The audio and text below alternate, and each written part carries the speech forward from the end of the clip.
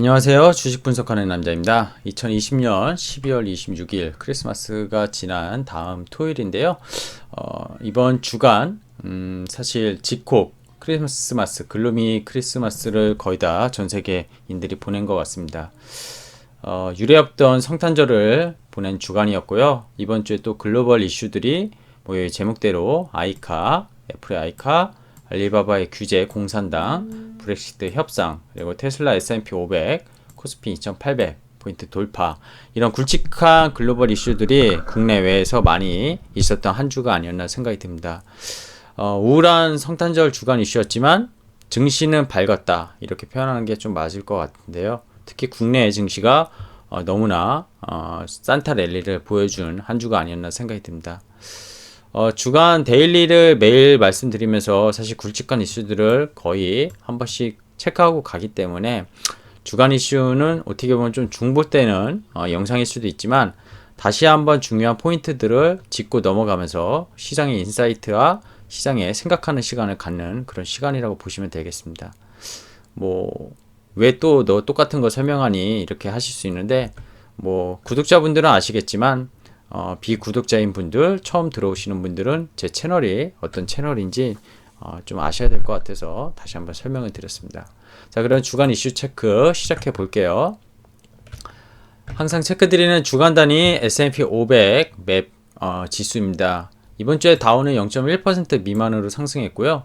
S&P 500 0.2% 하락했고, 나스닥은 요 테슬라가 편입됐는데도 불구하고 0.4% 상승하면서 마감을 했습니다. 사실 테슬라가 주 초반 좀 이제 편입하면서 21일날, 그죠? 21일날 편입하면서 좀 약간 하락세가 좀 깊었거든요. 근데 주간 단위는 결국 떨어진 게 없어요. 그죠? 그리고 24일은 크리스마스 이브날로 오전장만 미국도 개장을 했었고요. 25일인 엊그저께는 휴장이었죠. 그래서 미국도 성탄절 연휴에 들어간 모습이었습니다.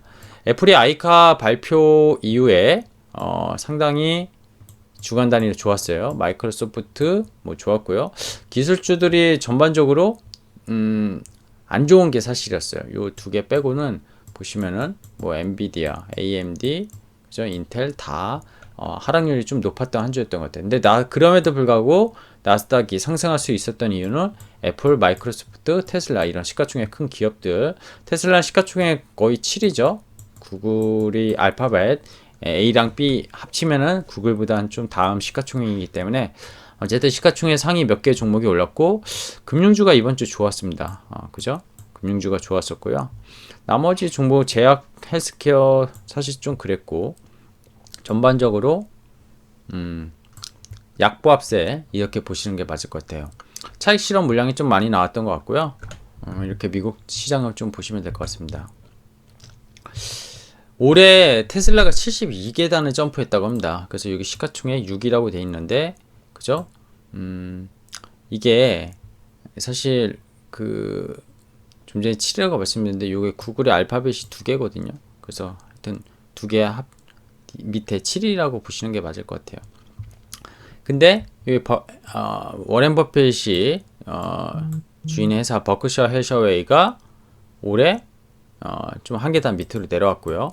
연초 대비 비자, 월마트, 존슨에서 다 비슷했던 것 같고, 위에 빅테크 5위 기업은 다 동일했습니다. 동일했는데 시가총액을 보세요. 시가총액이 어마하게 늘었다는 걸 볼 수가 있죠.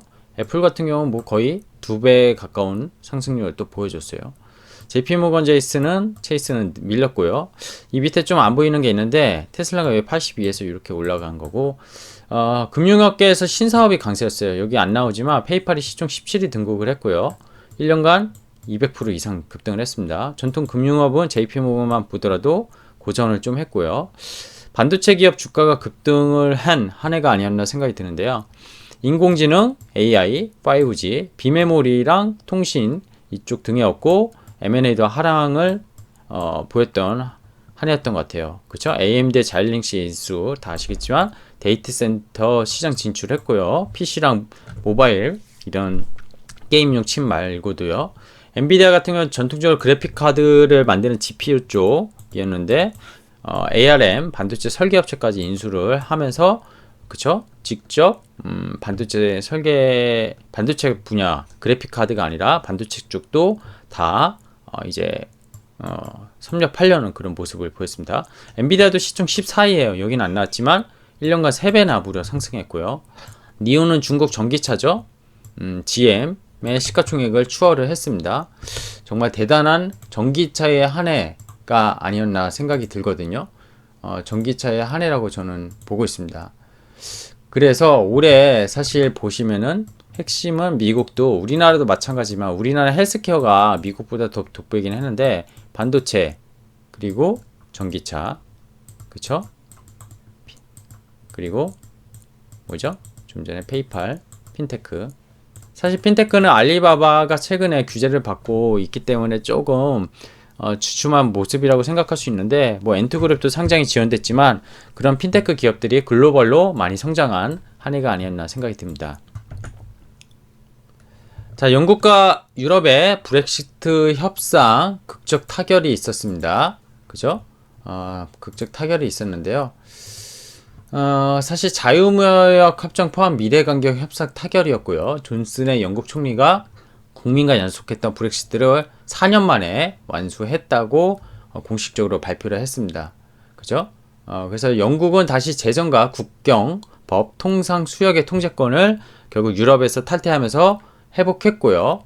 이번 합의는 영국 전역의 가정과 기업의 환상적인 뉴스라고 현지에서는 발표하는 그런 뉴스였습니다.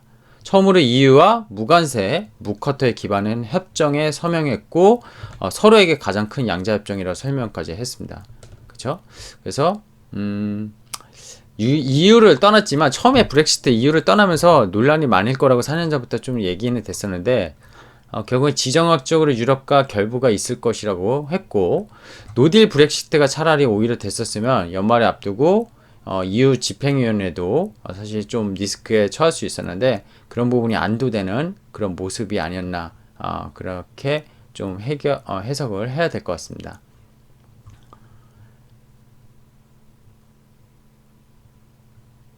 자, 중국의 테크 기업 규제입니다. 알리바바 보시면 이번 주에만 크리스마스 딱 입은 날 급락했죠.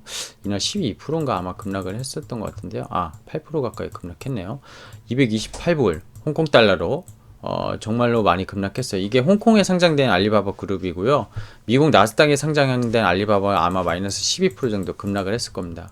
알리바바뿐만이 아니라 중국의 테크 기업이 유명한 메이탄, 텐센트, 진둥닷컴, 핀더더, 디디추싱 이런 것들이 전부 다 좀 최근에 안 좋은 모습을 그리고 있거든요. 중국의 결국에 기술주 투자에 대해서 지금 투자자들이 울상입니다. 그죠? 그게 왜 그렇죠?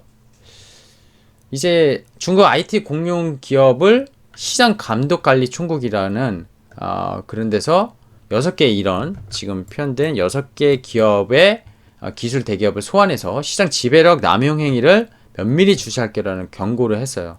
즉 반독점 외에도 금융규제 칼날을 내미 알리바바 달리 디지털 위안화 시범, 협력 모드로 나선 징등닷컴 이런 것들이 오히려 뉴욕 증시에 좀 올랐었는데 이렇게 되면은 또 급락할 수 있는 알리바바처럼 급락할 수 있는 또 이슈도 만들 수가 있거든요.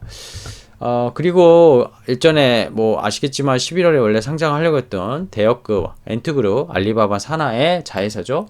거기도 지금 상장이 지연됐잖아요. 그쵸? 지금 무기한 중단 발표예요. 무기한 중단 발표고 이런 정치 리스크를 즉 이 마윈이 공산당에 대해서 안 좋은 소리를 쓴소리를 했죠. 안 좋은 소리라기보다 쓴소리를 한 것뿐인데 공산당은 불편한 겁니다. 지금 불편한 거고 그래서 중국에 대해서 이런 테크 기업 규제가 좀 만만치 않은 지금 환경이라는 거. 근데 오히려 역발상으로 알리바바가 지금 이 정도 가격이면 저는 사도 될 것 같긴 한데요. 알리바바 정말 좋은 기업이거든요. 지금 이익률이나 이익 매출 이런 거 내는 거 보면은 저는 미국의 아마존보다 더 좋지 않나 그런 생각을 하고 있어요. 개인적으로. 근데 뭐 이 기업 규제라는 건 공산당이 어떻게 지금 앞으로 더 규제할지 모르겠지만 뭐 엔트그룹 같은 경우는 지금 공산당이 정부 지분으로 넘겨라 뭐 이렇게까지 얘기하고 있다고 하잖아요. 그래서 중국 쪽은 좀 예상하기 힘든 것 같아요. 사회주의 국가이기 때문에 예상하기 힘든 게 사실이다. 이런 말씀을 좀 드리고 싶고요. 자, 애플카 아이카 이슈입니다. 애플카 아이카인데 결국에는 애플카도 뭐죠? 전기차죠. 그래서 애플카의 그럼 경쟁 상대가 테슬라냐? 저는 그렇게 보진 않거든요. 오히려 전기차 시장에 대한 점유율이 워낙 지금 낮은 상황이잖아요. 한 전 세계 4% 시장이고, 친환경, 그죠? 친환경, 바이든이 지금 대통령이 당선이 돼서 친환경도 강조하고 있는데, 애플도 그런 맥락을 지금 이 시장도 워낙 지금 성장할 수 있는 시장이고, 일전에 뭐 타이탄 프로젝트라고 해서 계속 준비해 왔던 것들을 이번에 이 친환경과 맞물려서 빠르게 좀 진행하려고 승부수를 띄었다고 저는 생각이 들지, 테슬라의 경쟁 상대는 저는 아니라고 봅니다. 어차피 세계는 몇몇 기업이 대개 독과점을 형성할 수밖에 없는 상황이고요. 애플은 결국 플랫폼 기술을 가진 회사잖아요. 아이폰, 그죠? 뭐 아이팟, 그죠? 그리고 아이튠즈 뭐 이런 플랫폼을 통해서 성장하는 기업이었는데, 지금 아이폰 이후에 2008년 이후에 나온 아이폰 이후에 12년 동안 성장의 동력이 사실 없었어요. 최근에 아이팟 같은 경우에도 그냥 무선 이어폰 이런 게 약간의 액세서리에 대한 그런 매출을 좀 증가시키긴 했지만 혁신적이라고 이렇게 말하기에는 좀 애매하거든요. 그냥 무선 블루투스 그런 이어폰이라고 보면은 혁신은 아니죠. 근데 애플이 완전 자율주행을 가능한 스마트카, 그죠? 배터리 뭐 파우치도 없는 그런 아이카를 한번 2024년 빠르면 늦으면 2025년에 출시하겠다. 이런 것들이 결국 팀 쿡이 이렇게 공식적으로 발표를 하면서 시장이 되게 핫 이슈가 됐고, 미국 증시에서도 첨단 운전 보조 시스템 아다스에 뭐 들어가는 뭐 카메라 통신, 그쵸? 이런 나이다 시스템 미국, 그리고 한국 같은 경우에는 그런 모듈을 만드는 뭐 LG 이노텍 이런 것들이 급등하는 그런 모습을 보였습니다. 그래서 애플카 향 결국에는 차에 들어가려면 자율주행이 같은 경우 카메라가 이슈가 될 거고요. 뭐 3D 센싱 모듈, 그죠?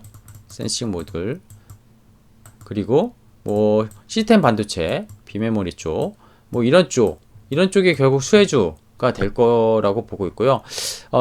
사실 전기차 이제 소재 쪽으로 치면은 우리나라 같은 경우는 지금 NCMA, 그죠? 뭐 이런 니켈이 들어간 이런 쪽을 많이 쓰는데, 중국은 이쪽 LFP 이걸 쓰고 있잖아요. 근데 애플은 이걸 선택할 거다, 이런 시장의 뉴스가 나와서 사실 전기차의 이쪽은 이제 테슬라 향인데 이런 부분이 좀 이분화가 될 수 있을 것 같아요. 근데 이 부분은 애플이 과연 진짜 중국, 이게 원가 부분에서 절감이 되거든요. 근데 거리, 즉 주행거리나 뭐 이런 거에 대비 이 니켈을 함유한 것 대비 사실 쉽지 않다, 이런 이슈가 있거든요. 어쨌든 애플이 뭐 중국의 이제 LFP 소재 업체랑 손을 잡고 애플카를 만들지 아니면 NCMA로 갈지, 그건 한번 지켜봐야 될 것 같아요. 그쵸? 그리고 뭐 제일 중요한 거는 지금 나이다라고 생각할 수 있는데, 그죠? 주변 물체 거리를 감지하는 그런 센서거든요. 그래서 미국에서 벨루라인 라이더와 누미나가 줄줄이 이번 주 상승하긴 했는데, 이런 부분도 앞으로 정말 이렇게 진행이 되게 될지 아니면 다른 방향을 진행될지. 하지만 필수적인 건 결국 반도체, 시스템 프로세스, 비메모리, 배터리, 카메라, 센서 이런 부분은 분명히 필요할 거예요. 애플이 아무리 혁신적으로 만들어도 기존의 테슬라랑 완전히 변형적인 전기차를 만들 수는 있다고 생각하지는 않아요. 같이 가는 그런 전기차 시장의 확대를 위해서 오히려 더 혁신적인 기술을 보일 거긴 하겠지만 아주 테슬라랑 다르지는 않을 거다, 이렇게 좀 생각이 들거든요. 그래서 오히려 기존의 완성업체들 있잖아요. 뭐 폭스바겐, BMW, 그죠? 벤츠 뭐 이런 데랑 오히려 경쟁하는 그런 시장을 만들 거다. 근데 한편으로는 또 그렇죠. 자동차 산업이 이제 캐퍼 산업이잖아요. 장비 산업이다 보니까 공장도 있어야 되고 뭐 위탁 생산을 하더라도 워낙 추가적인 돈이 많이 들어가는데, 애플은 보유 현금이 뭐 역대 최고급으로 지금 보유 현금을 갖고 있잖아요. 그래서 배당도 크고 자사주 매입 정책도 워낙 잘하는 회사인데, 그런 돈을 지불해서 이익률이 그렇게 나오지 않는 과연 이 전기차에 대해서 테슬라보다 늦게 진입을 했고 지금 이렇게 뭐 4, 5년에 한다고 하는데 과연 애플 마니아들 말고 애플카를 누가 살 것인가에 대한 논란으로 결국에는 애플카는 또 망할 것이다 이런 논란도 있는 것 같아요. 근데 뭐 아직 시작도 안 했으니까 여러 가지 생각을 사람마다 생각은 다르고 또 애플이 어떤 지금 생각을 갖고 팀쿡이 어느 생각을 갖고 엔지니어들이 어떤 기술을 보일지는 지켜봐야 되는 이슈가 아닌가 생각이 듭니다. 근데 그런 기대감이 결국에는 관련 주도에 대한 성장주들을 또 주가를 올릴 수 있는 동력이 되기 때문에 우리는 그 부분을 생각하고 투자에 임해야 될 것, 그건 분명해 보입니다. 자, 변종 코로나 확산 이슈도 있었죠. 변종 코로나 확산 이슈. 결국 이번 주에 뭐 12월 들어서 그쵸? 화이자의 그리고 모더나의 백신이 FDA 승인이 일어났고요. 그럼에도 불구하고 영국에서 또 변종 코로나가 확산되면서 유럽 증시가 또 잠깐 흔들리는 모습도 보였습니다. 월가 공포지수 빅스도 한때 17% 가까이 급등을 했었어요. 근데 잠깐 일회성으로 그랬었던 거고 역시 뭐 그냥 증시는 다시 안정적인 모습을 후반에 보였던 것 같아요. 그죠? 영국발 입국을 제한을 하는 모습 보였죠. 그래서 뭐 브리시트 항공에 의해서 델타 항공, 버진 항공, 영국에서 오는 승객 대한 검사 조치 이런 것들 철저하게 하고 팬데믹 종식을 결국 하기 위해서 필요한 상황이다. 이런 이슈가 있었습니다. 근데 지금 이게 영국뿐만 아니라 변종 코로나가 계속 확산되는 좀 분위기인 것 같아요. 근데 기존의 하이자나 모더나 그리고 아스트로제네카 이런 부분이 변종 코로나도 다 잡을 수 있다.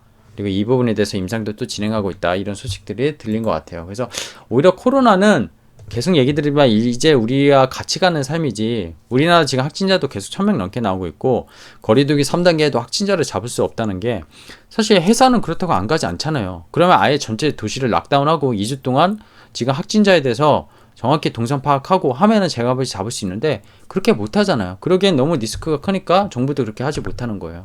코로나의 일상적인 우리의 삶을 지금 부딪히고 있는데 그냥 단순 통제만으로 확산을 잡을 수 없는 거고 오히려 백신이 빨리 유통이 돼서 부작용 없는 백신이 공급되는 게 오히려 코로나를 잡는데 더 맞는 그런 정책이 아닌가 그런 개인적인 생각을 갖고 있습니다. 어쨌든 변종 코로나19를 계기로 만약에 조정이 나타나면은 오히려 저는 백신을 무력화할 파괴력이 아니라고 생각하기 때문에 사는 게 맞다 이렇게 좀 보고 있어요. 자 이제 마지막 이슈인데요. 코스피 역대 최고치 2800선 돌파입니다. 최근에 거래 대금이 거의 30조 중반 35조 막 이렇게 터지는 것 같아요. 그죠?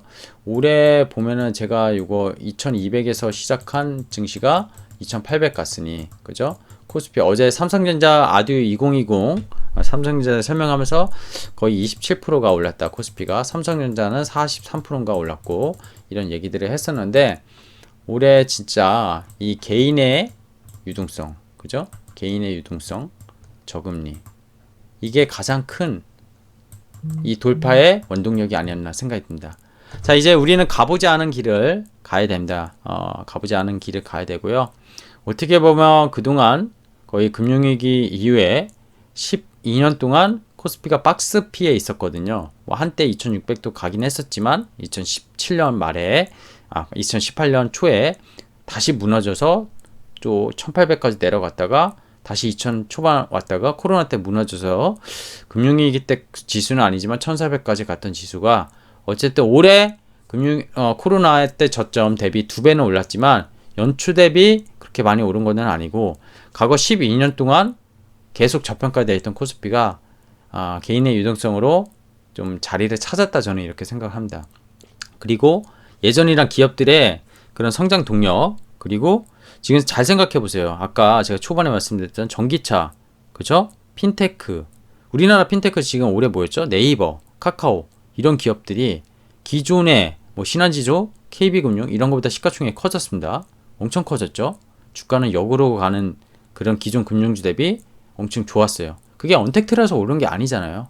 그러니까 기업들이 새로운 먹거리를 찾고 이 코로나 환경에 적응하고 그리고 그 안에서 또 내년에 반도체 밸류체인 그런 것들이 우리나라 시장을 되게 불마켓으로 만들 수 있는 환경이 조성되었다는 거죠. 그쵸? 외국인이 사서 올해 시장 올렸냐? 그렇지 않잖아요. 물론 외국인이 11월 들어서 삼성전자, SK 하이닉스 이런 전기전자 업종을 사긴 했지만 연간 기준으로 보면 개인이 사서 올린 게 맞습니다. 근데 지수는 바스켓으로 외국인이나 기관이 더 크게 올릴 수 있는 건 맞는데 어쨌든 개인의 힘이 되게 컸던 것 같고요. 어제 이제 제가 아듀 2020에서 좀 걱정했던 건 국내 같은 경우에는 그 신용대출 옥죄기가 지금 정부에서 들어갔잖아요. 부동산 관련해 가지고 이런 부분이 그 자영업자 말고도 일반 직장인들에 대해서 신용 이런 것들이 지금의 유동성을 좀 해칠까봐 저는 좀 걱정이 되고 있습니다. 그러면서 좀비 기업들 좀 다칠 수 있을 것 같고 그런 부분이 내년 1분기에서 2분기 정도 나오지 않을까 그런 좀 고민을 하고 있는데요. 오히려 그때 정말 적극적인 매수 기회가 되려면 지금 돈을 잘 벌어놔야 되는데 그러기 위해서는 더 스터디를 많이 하시는 그런 전략이 필요하지 않나 해서 좀 얘기가 길어졌습니다. 자, 오늘은 여기까지 말씀드리고요. 오늘 뭐 세주 의견은 따로 없습니다. 글로벌 주간 이슈 이번 주에 좀 이슈가 됐던 것들 체크해 드렸고요. 자, 이제 성탄절 주간 직콕이지만 그럼에도 불구하고 힘내서 연말 잘 보내시고 바라고요.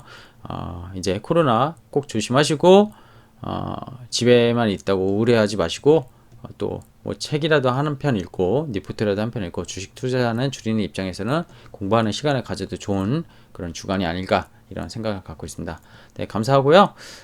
구독, 좋아요, 영상이 마음에 드셨으면 눌러주시면 감사하겠습니다. 고맙습니다.